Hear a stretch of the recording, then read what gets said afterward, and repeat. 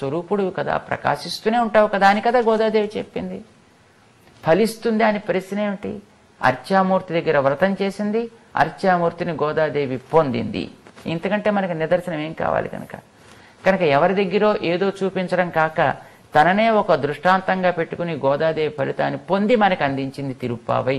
అందుకే అంత ప్రసిద్ధమైంది. కనుక భగవంతుడు మన కోసం ఇట్లా వస్తాడని తెలియాలి. ఇది ఆచార్యుడు మనకు కలిగించే ఉపకారం.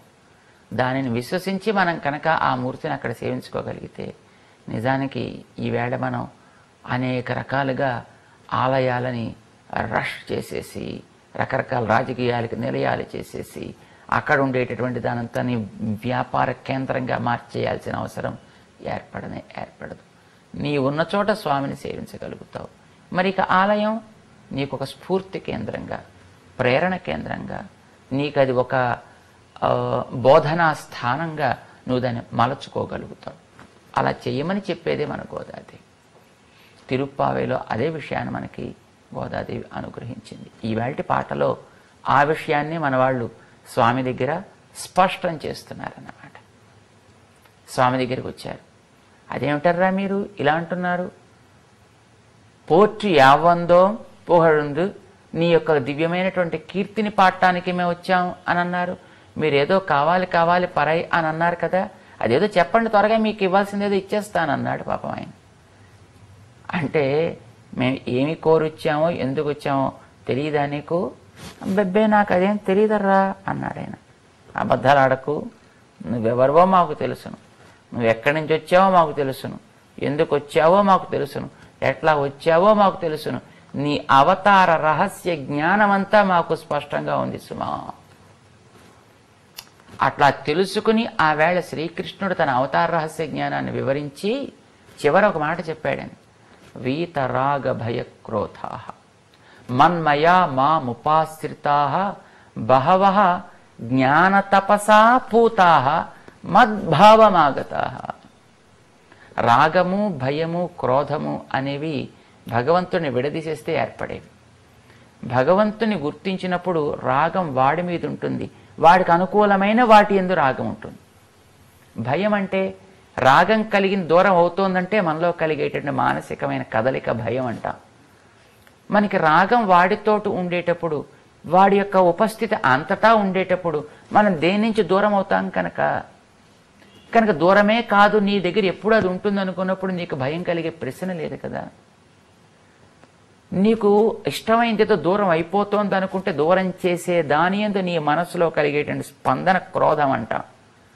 నీకు ఏది దూరమే కాదనుకున్నప్పుడు నీకు క్రోధం కలిగే ప్రశ్న ఏమిటి? కనుక ఇవి పోవాలంటే ముందర భగవంతుడు ఈ లోకంలోకి వచ్చిన చేసేటటువంటి పని యందు పట్టు లేకపోవడం చేత తన కోసం తన ప్రయోజనానికి తాను చేయటం లేదు కనుక అతనికి అంటుకోవటం లేదు.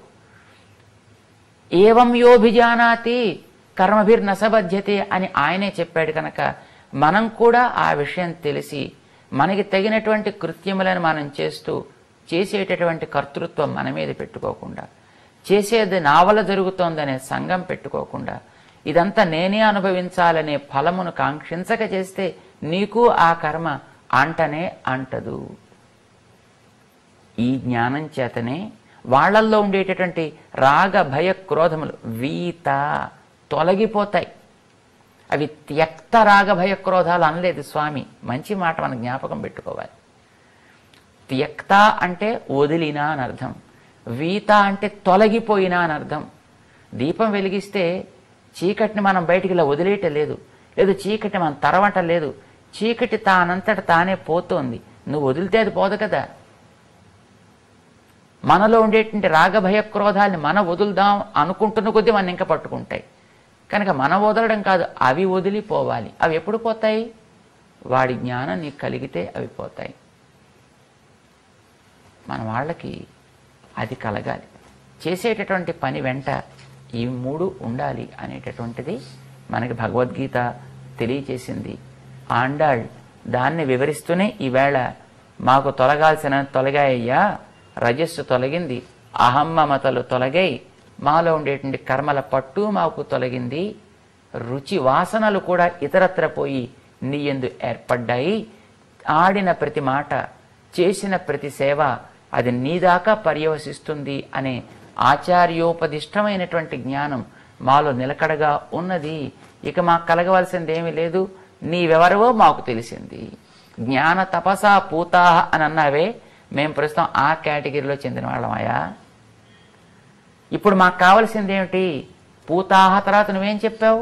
మద్భావమాగతాహ అని కదా నువ్వు చెప్పావు.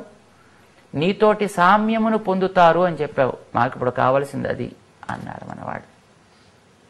అన్నన్నా మీరు కోరేది చూస్తే ఏదో ప్రమాదంగా ఉన్నట్టుందే, నాకు అవేం తెలియవు, మీరు ఏదో పరాయి కావాలన్నారు, ఆ పరాయి పట్టుకొచ్చి నేను మీకు ఇస్తాను, పుచ్చుకోండి అన్నాడు ఆయన. ఎవరితో మాట్లాడుతున్నావు? ఏం మాట్లాడుతున్నావు? నువ్వెవరు అనుకుంటున్నావు? మేమెవరు అనుకుంటున్నావయా అంటూ మనవాళ్ళు స్వామి యొక్క అవతార రహస్యాన్ని ఈవేళ స్పష్టపరుస్తున్నారు వాని దగ్గర. పాసురాన్ని ఒకసారి మనం అనుకుందాం.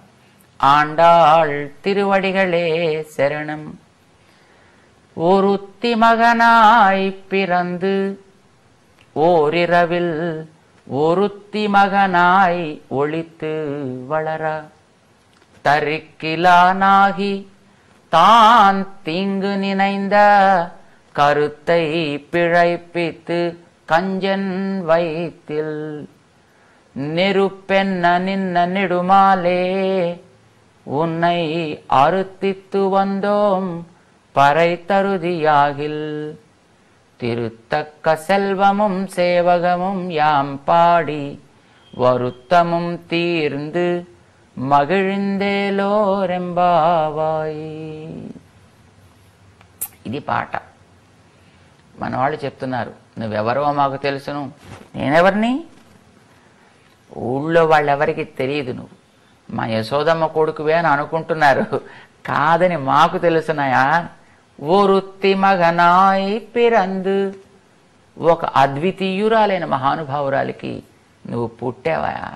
పుట్టావు. ఇది తమాషా. ఋషులకి భగవంతుడి మీద ప్రేమ ఉంది, కానీ వాళ్ళు పుట్టాడంటే అమ్మో తప్పైపోతుంది, మనం కదా పుట్టేది, ఆయన అవతరిస్తాడు కనుక ఆయన ఆవిర్భూతం మహాత్మన అవతరించెను అన్నారు వాళ్ళు. కానీ మా గోదాదేవి ఎందుకట్లా, నువ్వు ఎలా వచ్చావో అదే మేము చెప్తాను, నువ్వు పుట్టితివి. ఆయన పుట్టాలనే వచ్చాడు, ఆయన మనతోటి సాటివాడు కావాలి అని వచ్చాడు కనుక ఆయన పుట్టాడనే మన ఆండాళ్ళ తల్లి చెప్తా. అవతరించడం అంటే పైన ఉండేవాడు ఏ మార్పు లేకుండా కిందకి దిగి రావడం అని అర్థం. పుట్టడం అంటే పేరు మారిపోయి, ఊరి మారిపోయి, అన్నీ మారిపోతాయి కదా.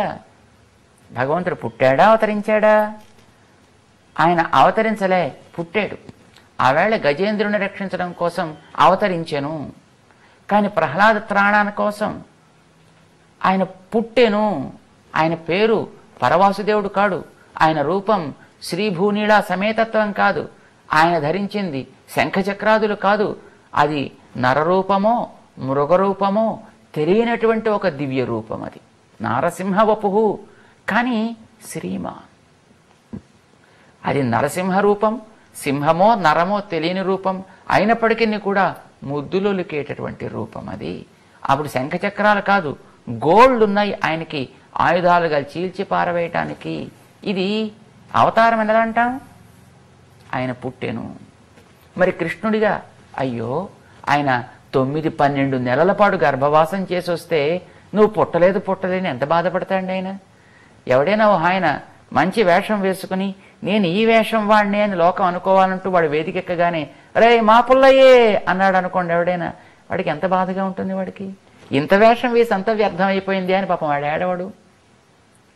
తాను పరత్వం కాదు, నేను మీతో పాటు ఉండేటటువంటి నేను కూడా గొల్ల పిల్లవాడిని అనుకోవడానికి తాను వస్తే ఈ లోకంలోకి. రామావతారంలో నేను మీకు ఒక మనిషినిగా ఉండాలి అనుకుని తాను వస్తే నువ్వు మనిషివి కావు, నువ్వు దేవుడివి అంటే బాధపడ్డు. వీళ్లతో పాటు ఉండాలని గొల్ల పిల్లవాడై వస్తే కాదు కాదు నువ్వు పరాత్పరుడివి అంటే బెంగపడ్డు పాపం ఆయన. అందుకే మా అండాడు, నువ్వెలా వచ్చావో అదే మేం చెబుతాం. ఒరుత్తి మగనాయ్ పిరందు, ఒక ఆమెకు నువ్వు పిల్లవాడివై పుట్టావు. ఆవిడ పేరెవరండి తెలియదు, చెప్పరు. భయం. ఎందుకు భయం?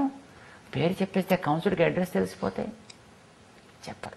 చూసారా, గడిచిపోయిన కాలమే. కానీ భక్తులకి ప్రేమ ఇప్పుడే జరుగుతోందేమో అన్నట్టే అనిపిస్తుంది వాళ్ళకి. ఆ భయం మనసులో ఉంటుంది. అందుకే గోదాదేవి కృష్ణ అవతారాన్ని రహస్యంగా అట్టే పెట్టేసింది. ఒక ఆమెకు పుట్టా అంటే తెలిసిపోయిందంతే లోకంలో, అంతకంటే వేరే ప్రసిద్ధి అక్కర్లేదు. ఈ దేశానికి ప్రైమ్ మినిస్టర్ ఫలానా చెప్పక్కర్లేదు, ప్రైమ్ మినిస్టర్ అని తెలిసిపోయి అందరికీ. కొన్ని పేర్లు చెప్పక్కర్లేకుండానే వాడి చేష్టలు చెప్తే ఆటోమేటిక్గా తెలిసిపోతుంటాయి. అట్లాగే ఒక ఆమె కన్నది దేవకీదేవి. ఒరుత్తి మగనాయి పిరందు, ఒక ఆమెకు కొడుకువై పుట్టావా, జైల్లో పుట్టావు. పుట్టి ఏం చేశావు? ఓరిరావు. ఆమె ఒక అద్వితీయురాలైతే కన్న రాత్రి ఒక అద్భుతమైన రాత్రి. ఏమి రాత్రి? నువ్వు పుట్టావనే రహస్యాన్ని తెలియకుండా లోకానికి దాచిన రాత్రి. గొప్ప రాత్రి. కంసుడికి సమాచారం అందకుండా దాచిన రాత్రి. నువ్వు అక్కడి నుంచి జైల్లో బయటపడేట్టు చేసిన రాత్రి. యమునా నదిని దాటించిన రాత్రి. నందగోకులానికి చేర్చిన రాత్రి. నువ్వు అక్కడి పిల్లవాడివే అనుకునేట్టు లోకానికి తెలిపినటువంటి రాత్రి. ఏం అద్భుతమైన రాత్రి. ఓర్ ఇరవిల్ ఒరుత్తి మగనాయి ఒళిత్ వళర, మరొక అద్వితీయురాలికి నువ్వు మళ్ళీ కొడుకువై ఆమె దగ్గర రహస్యంగా పెరిగావు. ఈవిడెంత అదృష్టవంతురాలో ఆవిడ అంతకంటే మించిన అదృష్టవంతురాలు. ఈవిడ కని అదృష్టవంతురాలైంది, కానీ పాపం దేనికి నోచుకోలేదు తల్లి. కనీసం స్తన్యపానం చేయించడానికి కూడా నోచుకోలేదే. పుట్టాడు పిల్లవాడు అనుకోవడానికి గుర్తుగా ఆ పిల్లవాడు ఏడుపు వినడానికి కూడా నోచుకోలేదే. మరి ఏడిచింది ఎక్కడ? ఓరుత్తి మగనాయ్ ఒళిత్ వళర. ఆ రాత్రికి రాత్రి దొంగలు తరుగుతున్నట్టుగా, కంసుడికి భయపడిపోయినట్టుగా ఇక్కడి ఉరుకులు పరుగులు వేసుకుంటూ వెళ్ళిపోయి వెన్న కోసం, పాల కోసం, పెరుగుల కోసమో అన్నట్టుగా, తనకి నేను ప్రేమించేవాళ్ళు అక్కడే ఉన్నారు అన్నట్టుగా ఇక్కడి నుంచి ఆ రాత్రి అక్కడికి వెళ్ళిపోయి ఆ తల్లి దగ్గర పెరిగేవే. ఆవిడెంత అదృష్టవంతురాలు. ఓరుత్తి, ఆవిడికి సాటి ప్రపంచంలో ఎవరు కనుక. లోకమంతా వ్యాపించిన స్వామిని తన నేత్రాలతో చూసుకోగలిగే, లోకమంతా వచ్చి చేసేటటువంటి పితూరీలని విని బాగా చేశాడని పొంగిపోయేటటువంటి ప్రవృత్తి కలిగినటువంటి స్థితి అదృష్టం కదా. లోకమంతా నందనందనుడు, యశోదానందనుడు అనేటట్టుగా ప్రాచుర్యాన్ని పొందేటటువంటి గొప్పతనం. కన్న తల్లి ఆమె అయితే పెంచిన తల్లి ఈమె. దానికి పెంచిన వారికే ఘనత బాగా తక్కుతుంది అని అనిపింపచేశాడు పాపం స్వామి. కన్నది యశోద, కన్నది దేవకి, కానీ పెంచినటువంటి గొప్పతనం. లోకమంతా చిలిపి పిల్లవాడు, మొండి పిల్లవాడు, అల్లరి పిల్లవాడు అని నిందలు వేసినా వదలక ప్రేమించేట్టుగా చేసినటువంటి, లోకంలో ఉండే వాళ్ళకంటే మరి చిలిపివాడు లేడనిపించేవాడైనా లోకమంతా మోహపడి ప్రేమించేది ఆ ఒక్కడనే కదా. అలా పెంచినటువంటి ఘనకీర్తి ఆ యశోదమ్మని. ఓరుత్తి మగనాయి. పోనీ ఆవిడకైనా ఉత్సవం చేసుకోవడానికి లేదు చూడండి. పిల్లవాడు పుట్టాడంటే ప్రకాశించింది అక్కడ. ప్రకాశించిన ఓ బాజా పెట్టుకోవడానికి, ఓ తోరణం కట్టడానికి అవకాశం లేదు కదా. కడితే కంసుడికి ఎక్కడ తెలిసిపోతుందో భయం. రహస్యంగా పెరిగాడు. పరాశర భట్ర వారిని అడిగారట, ఏమండి కన్నది ఆవిడైతే ఈవిండి తల్లని ఎలా అంటారండి? అసలు ఈవిండి తల్లని ఎలా అంటారండి? ఆయన కూడా ఎలా అనుకుంటాడండి అని అడిగారట. దానికి భట్రవారు చెప్పారట, అయ్యా తల్లిగా పాలిచ్చింది ఆవిడ, తల్లి అనుకుని పాలు తాగినా ఆయన మధ్యలో నీకెందుకు అయ్యా వెంగ అన్నారట పరాశర భట్టర్. పూతన మాయవేషం వేసుకుని విషము పూసుకుని వస్తేనే తల్లి కింద ప్రేమించి పాలు తాగి వేసినటువంటి చిలిపి పిల్లవాడు మాతృభావన చేయడం చేత, మాతృత్వం కాదు మాతృభావన, మనసులో వంచన, అలాంటి ఆమెనే తల్లి అని నమ్మగా లేనిది ఇంత ప్రేమతో యశోదిచ్చేటటువంటి ఆ స్తన్యాన్ని ఆయన పానం చేయడా ఏమిటి కనుక అంటూ పరాశర భట్రవారు చక్కటి సమాధానం చెబుతారట. ఓ వృత్తి మగనాయ్ ఒళిత్ వళర. తన మానాన్ని తాను బతుకుతున్నాడు ఆ నందగోకులానికి పోయి అక్కడ ఎవరిని ఇబ్బంది పెట్టకుండా హాయిగా ఊరుకోవచ్చు కదా. తరికిలా నాగే, సహించలేకపోయాడు ఆ కంసుడు. అసలు ఆ కంసుడి పేరు చెప్పడానికి కూడా మనకి ఇష్టం. వాడు ఆ నీచుడు, త్వం నీచ అంది మన సీతమ్మ రావణాసురుని. రావణ అని అనలే, కొంతమంది పేర్లు చెప్తే కూడా నోరు పాడైపోతుందండి. అలాగే ఆ కంసుడు కూడాను తాన్ ఏం చేశాడు? తీంగునినైందా, కృష్ణుడికి చెడుపు చేయాలనుకున్నట్ట. ఏం చెయ్యాలని కూడా మన వాళ్ళు చెప్పరు చూడండి. మరణము చెయ్యాలనుకున్నాడు. ఎవరికి? ఆ రెండు కదపడానికి మన వాళ్ళు ఇష్టపడు. కృష్ణ మరణం అనరు. సంస్కృతంలో కృష్ణ మరణము అంటే కృష్ణుడు కలిగించే మరణం కావచ్చు, కృష్ణుడికి కూడా కావచ్చు. పాపం కంసుడి యొక్క అభిప్రాయం కృష్ణుడికి అని. ఇదే మంత్రం చదువుతూ వాళ్ళు వెళ్ళారు. పాపం కృష్ణుడు దాన్ని మరో రకంగా అన్వయించుకున్నాడు. కృష్ణుడు చేసే మరణం, కలిగించే మరణం అంచేత వెళ్ళిన వాళ్ళంతా వన్ వే ట్రాఫిక్కే తప్ప ఎవరు తిరిగి రాలేదు. ఆయన ఎదుట పడ్డాడంటే అక్కడికి అది సమాపనం. కంసుడు పడ్డా చివరికి అదే జరిగింది. అంటే తాన్ తింగ్ నినైంద కరుతై పిழைపిత్, ఏ సంకల్పం అయితే తను చేశాడో ఆ సంకల్పం తన విషయంలోనే అది ఫలించేట్టుగా భగవంతుడు దాన్ని చేశాడు. కృష్ణుడి వల్ల మరణం అనేది కంసుడు కూడా తప్పలేదు. ఈ రకంగా ఉన్నంత వరకు కూడా కంజన్ వైతిల్ నెరుపెన్న నిన్న, కంసుడి యొక్క గుండెలలో నిప్పులాగా ఉండిపోయాడు తాను. తప్పు కృష్ణుడిది కాదు, కృష్ణుడి మీద ఆ రకమైనటువంటి ద్వేషాన్ని పెంచుకున్నటువంటి కంసుడిది. కృష్ణుని అనుకూలంగా భావించుంటే వాడు అనుకూలంగానే హాయిగా జీవించి ఉండగలిగి ఉండేవాడు. తన భక్తులకి కలిగించినటువంటి క్లేశాన్ని చూసి ఓర్వలేక, గోకులంలో ఉండే వారికి కలిగించే కష్టాన్ని చూసి తాను తట్టుకోలేక, వారి కష్టాన్ని తొలగించడం కోసం కలిగించేటటువంటి కంసాదు అందరినీ కూడా తాను సంహరించవలసి వచ్చింది. వారి సంకల్పం వారి విషయంలోనే ఫలించేట్టుగా ఎందుకు చేశాడైనా? నెడుమాలే, ఆయన నెడు దీర్ఘమైనటువంటి మాల్, ప్రేమ కలిగినవాడు, వ్యామోహము కలిగినవాడు. ఎవరి యందు? తనను ఆశ్రయించుకున్న వాళ్ళ యందు.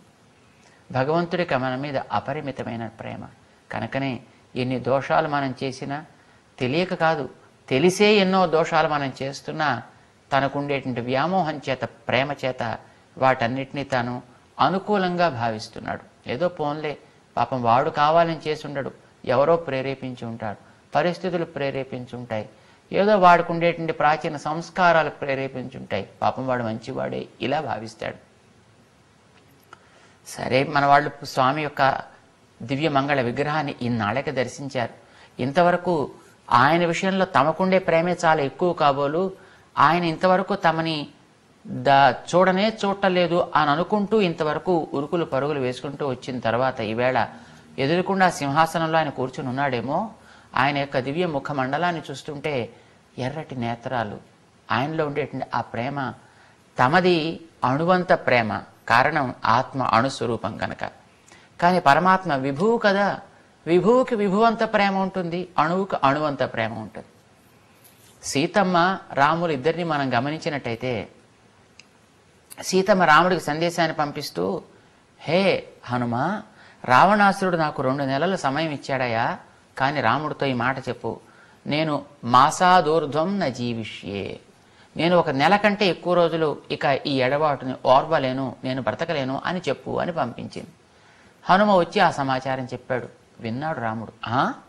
మాసం రోజులు ధరించి ఉండగలదా?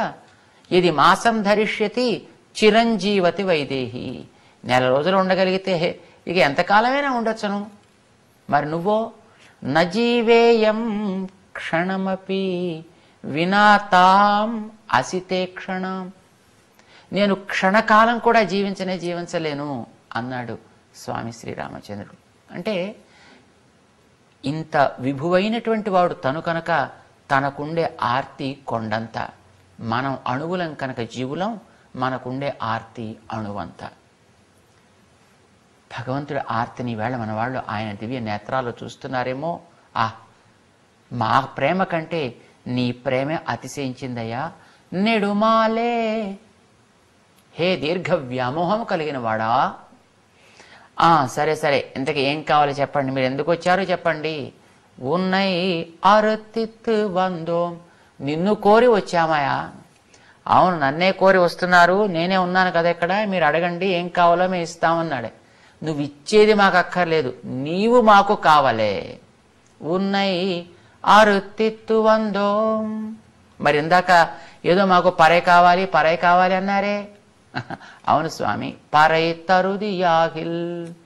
పరై అనేది నువ్వు ఇస్తానన్నావు కనుక మేము దాని గురించి చెప్పాను తప్ప మాకు అది కారణం కాదు. ఊరి వారికి కావలసినటువంటి శ్రేయస్సు కలిగించడం నీ లక్ష్యం అనుకున్నావు కనుక వారు పరై నీ ద్వారా ఇవ్వాలి అనుకున్నారు, నువ్వు ఇస్తాన్నావు కనుక మేము తీసుకుంటాం తప్ప మాకేదో ఒకటి పొంది వెళ్లాల్సినటువంటి స్థితి కాదు.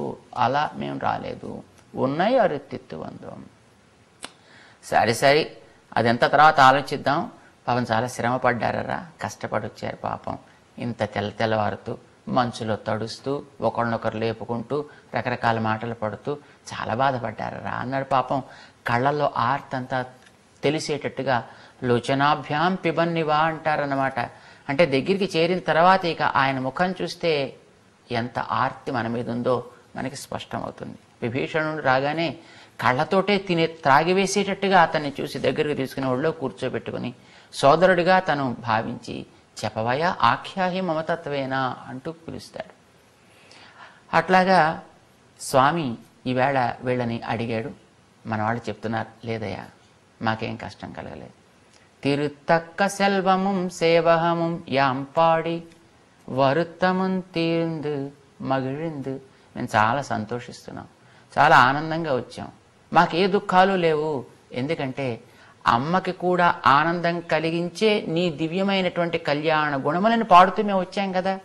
పాథేయం పుండరీకాక్ష నామ సంకీర్తన అమృతం అన్నట్టుగా నీ యొక్క దివ్య నామ సంకీర్తన, నీ కళ్యాణ గుణాలు, దీని దివ్య మంగళ విగ్రహ సౌందర్యం, నీ చేష్టలు ఇవి పాడుతూ రావడం వల్ల మాకు ఏ శ్రమ లేదు, హాయిగా వచ్చాం అంటూ తాము స్వామి దగ్గరికి రావటానికి ఏది తమకి ఆధారమైందో దాన్ని చెబుతూ కావలసింది ఉన్నాయి అరుత్తిత్తు వందోం అంటూ ఈవేళ అవతార రహస్య జ్ఞానం చెప్పి స్వామిని ప్రార్థన చేశారు మన ఆండాళ్ గోష్ఠి అందరూ కూడా.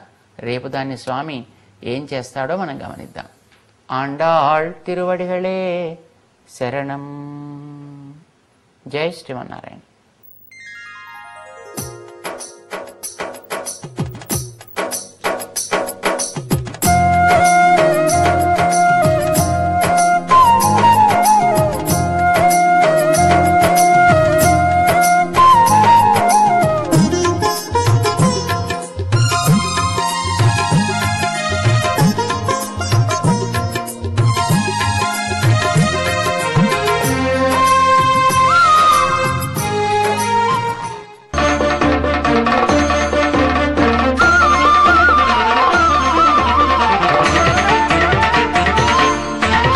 శబరిగిరిపై వెలుగు అయ్యప్ప మణికంఠ స్వామి మాకు నీ చరణములే శరణం. శిరసుపై ఇరుముడిని మోసుకొని నీ దివ్య దర్శన మనయ భక్తులు తరలి వచ్చేరు. స్వామియే అయ్యప్ప శరణం, స్వామియే శరణం. శబరిమలై సందీప అయ్యప్ప, స్వామియే శరణం అయ్యప్ప, స్వామియే శరణం అయ్యప్ప. లేవయ్య లేవయ్య లేచి రావయ్యా, లేవయ్య లేవయ్య లేచి రావయ్యా, లేచి ఉన్నామయ్య లేచి చూడయ్యా, లేచి ఉన్నామయ్య లేచి చూడయ్యా, ఉన్నామయ్య లేచి చూడయ్యా, లేచి ఉన్నామయ్య లేచి చూడయ్యా. లేవయ్యా లేచి రావయ్యా, లేచి రావయ్యా, లేవయ్యా లేచి రావయ్యా, లేవయ్యా లేచి రావయ్యా. దేవతలు కోరగా మానవుడవై పుట్టే, దేవతలు కోరగా మానవుడవై పుట్టి, దేవతలు కోరగా మానవుడవై పుట్టి, దేవతలు కోరగా మానవుడవై పుట్టి. మహిషిని వధించి మాయమైన వంట, మహిషిని వధించి మాయమైన వంట. ధర్మాన్ని కాపాడు ఓ ధర్మశాస్త్ర, ధర్మాన్ని కాపాడు కాపాడు ఓ ధర్మశాస్త్ర పులిపాలు తెచ్చాము ఓ పుణ్యమూర్తి పులిపాలు తెచ్చాము ఓ పుణ్యమూర్తి పులిపాలు తెచ్చాము ఓ పుణ్యమూర్తి పులిపాలు తెచ్చాము ఓ పుణ్యమూర్తి లేవయ్య లేవయ్య లేచిరవయ్యా లేవయ్య లేవయ్య లేచిరవయ్యా లేచిరవయ్యా లేచిరవయ్యా జగదీశ హరే జయ గోవింద హరే జయ జగదీశ హరే జయ గోవింద హరే జయ జగదీశ హరే జయ గోవింద హరే జయ జగదీశ హరే జయ గోవింద హరే నిత్యానంద బ్రహ్మానంద నిత్యానంద బ్రహ్మానంద జయ గోవింద హరే జయ గోవింద హరే జయ జగదీశ హరే జయ గోవింద హరే జయ జగదీశ హరే జయ గోవింద హరే నిత్యానంద బ్రహ్మానంద నిత్యానంద బ్రహ్మానంద జయ గోవింద హరే జయ గోవింద హరే జయ గోపాల హరే జయ గోపాల హరే అరుణాచల శివో త్రిశూలధారిణి వో అరుణాచల శివో త్రిశూలధారిణి వో అరుణాచల శివో త్రిశూలధారిణి వో అరుణాచల శివో త్రిశూలధారిణి వో హరినారాయణ వో హరినారాయణ వో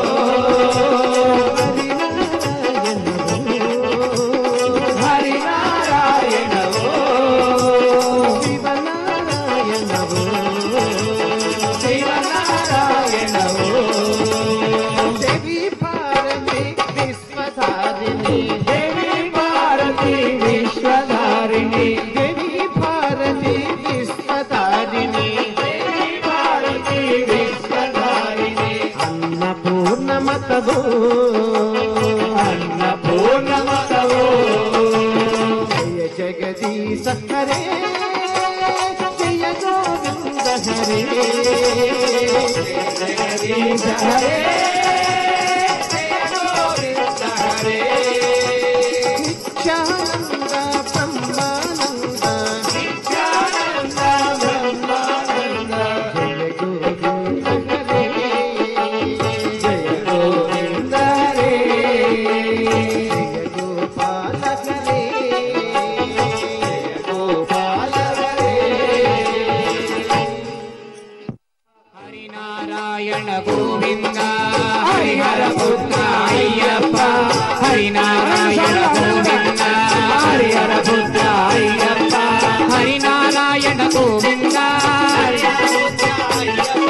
హరినారాయణ గోవింద హరిహర పుత్ర అయ్యప్ప హరినారాయణ గోవింద హరిహర పుత్ర హరినారాయణ గోవింద హరిహర పుత్ర హరినారాయణ గోవింద హరిహర పుత్ర అయ్యప్ప హరినారాయణ హరినారాయణ హరినారాయణ హరినారాయణ హరినారాయణ హరినారాయణ హరినారాయణ హరినారాయణ హరినారాయణ హరినారాయణ హరినారాయణ హరినారాయణ హరినారాయణ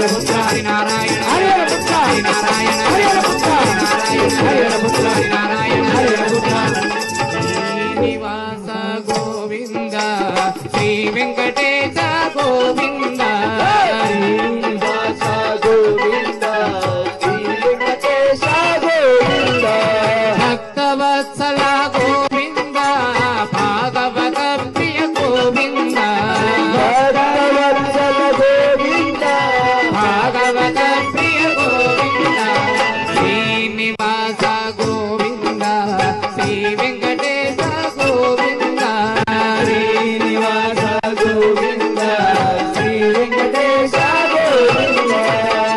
सर्वत्र गोविंद नाम संकीर्तन।